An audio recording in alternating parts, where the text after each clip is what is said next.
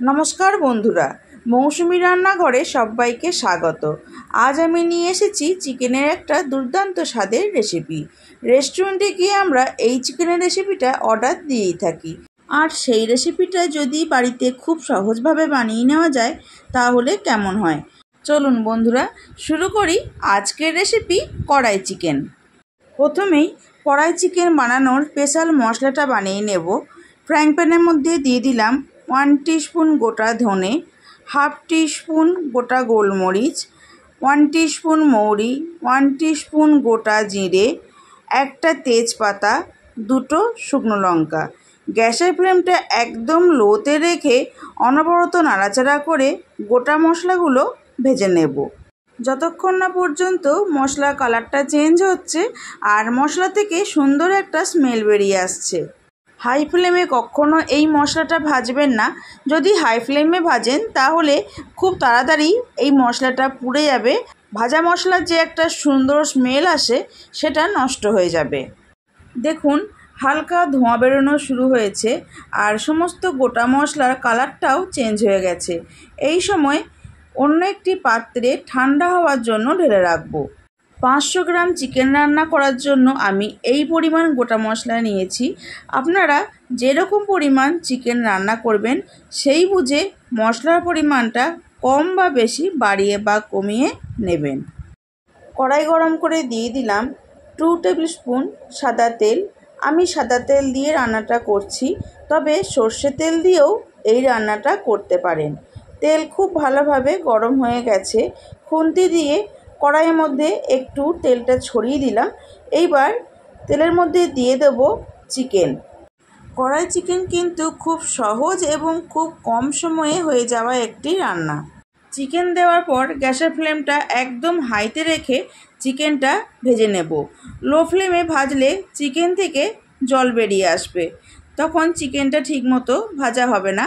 তাই হাই ফ্লেমে 2 মিনিট মতো চিকেনটা নাড়াচাড়া করে নেব।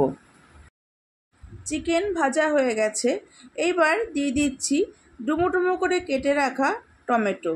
এই রান্নায় টমেটোর পরিমাণটা একটু বেশি লাগে। টমেটো দেওয়ার পর গ্যাসের ফ্লেমটা লো টু মিডিয়ামে রেখে একটু নাড়াচাড়া করে নিয়ে ঢাকা দিয়ে 4 থেকে 5 মিনিট রেখে দেব। তাহলে টমেটো আর চিকেন থেকে জলটা বেরিয়ে আসবে। প্রায় 4 মিনিট পর ফিরে এসেছি। দেখুন টমেটো আর চিকেন থেকে কতটা পরিমাণ জল বেরিয়ে এসেছে। এই রান্নায় কিন্তু আলাদাভাবে আর জলের ব্যবহার হবে না। মাংস আর মশলা থেকে যে পরিমাণ জল বেরোবে সেই জলেই রান্নাটা হয়ে যাবে। এই সময় দিয়ে দিলাম পরিমাণ মতো নুন, 1/2 টিস্পুন হলুদ, 1/2 টিস্পুন ধনে গুঁড়ো, 1/2 টিস্পুন কাশ্মীরি লঙ্কার গুঁড়ো, আর দিয়ে দেব 3 টিস্পুন আদা রসুন বাটা। তারপর মশলার সাথে চিকেন খুব ভালোভাবে কষাতে থাকবো যতক্ষণ না পর্যন্ত তেলটা খুব ভালোভাবে রিলিজ করছে। আর গ্যাসের ফ্লেমটা এই সময় অবশ্যই লো টু মিডিয়ামেই রাখতে হবে। রেসিপিটি ভালো লাগলে চ্যানেলটি সাবস্ক্রাইব করার অনুরোধ রইল। পাশে থাকা বেল আইকনটি প্রেস করে অল সিলেক্ট করে দেবেন, কারণ আমি চ্যানেলে যখনই নতুন কোনো রেসিপি আপলোড করব আপনার কাছে তাহলে খুব তাড়াতাড়ি পৌঁছে যাবে। আর আগে থেকেই যে সমস্ত বন্ধুরা চ্যানেলটি সাবস্ক্রাইব করে আমার পাশে আছেন তাদেরকে আমার অনেক অনেক ভালোবাসা। ফেসবুক থেকে দেখলে পেজটি ফলো করে দেবেন এবং ভিডিওটি বন্ধুদের সাথে শেয়ার করে নেবেন। গ্যাসের ফ্লেমটা লো টু মিডিয়ামে রেখে ঢাকা দিয়ে আর মাঝে মধ্যে নাড়াচাড়া করে দিয়ে চিকেনটা কষিয়ে নিয়েছি। দেখুন তেলটা খুব ভালোভাবে রিলিজ করে দিয়েছে। এইবার দিয়ে দেব আগে থেকে যে গোটা মশলাটা ভেজে রেখেছিলাম সেইটা।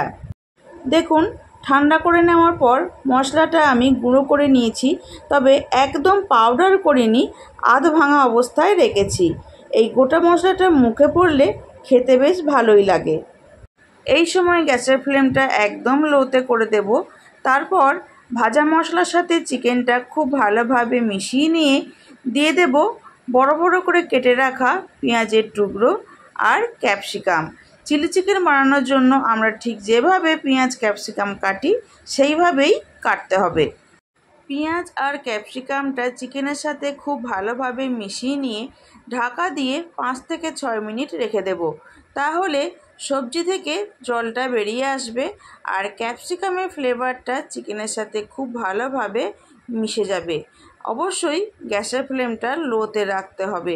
দেখুন 5 থেকে 6 মিনিট পর ফিরে এসেছি। সবজি থেকে বেশ অনেকটা পরিমাণেই জল বেরিয়ে এসেছে। ক্যাপসিকাম আর পেঁয়াজটা নরম হয়ে গেছে, তবে খুব বেশি নরম করলেও চলবে না। একটু নাড়াচাড়া করে নিয়ে এই সময় গ্যাসের ফ্লেমটা অফ করে দেব। বন্ধুরা, রেডি হয়ে গেল আমাদের দুর্দান্ত স্বাদের কড়াই চিকেন। আপনারাও বাড়িতে একবার এইভাবে কড়াই চিকেন রান্না করুন আর বাড়ির সবাইকে পরিবেশন করুন। তারপর কমেন্ট বক্সে এসে আমাকে জানাতে ভুলবেন না রেসিপিটি আপনাদের কেমন লাগলো। ভালো লাগলে একটি লাইক করবেন, কমেন্ট করবেন এবং ভিডিওটি শেয়ার করে নেবেন। আজকের মতো এই পর্যন্ত। আমি আবার আসবো অন্য কোনো রেসিপি নিয়ে। ভালো থাকবেন, সুস্থ থাকবেন। ধন্যবাদ।